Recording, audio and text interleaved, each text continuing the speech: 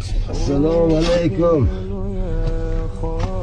Payg'ambarimiz Muhammad alayhissalomning ummatlari. Ummatiman, payg'ambar Muhammad alayhissalomning ummatiman degan bandalar eshitdinglar. Ana shu oxirgi uyimiz bo'ladi.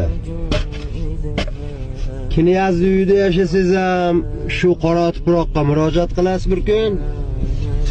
Kapada yashasangiz ham shu yerga murojaat qilasiz bir kun. Meni bitta gapim bilganim. Birovning haqqini yeb qo'yishdan qo'rqing. Kim bo'lsa bo'lsin, birovning haqqini yeb qo'yishdan qo'rqsin. Qolgani hech narsa emas. Birovning haqqini yeb yashayotgan bo'lsangiz, iloji boricha o'lmang, baxt chataq bo'ladi sizga.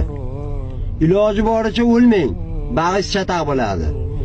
Birovlarga berib, birovlarga yaxshilik qilib yurgan bo'lsangiz, hozir o'lsangiz ham alam qilmaydi. Nimaga? Bag'i zo'r bo'ladi, qo'rqmang.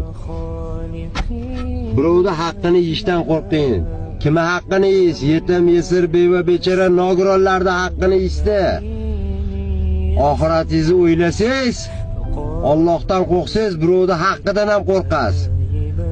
Allohdan qo'rqmagan odam birovning haqqidan qo'rqmaydi. Bir kun kelib qolganini bilmay qoladi. Umr juda tez o'tyapti.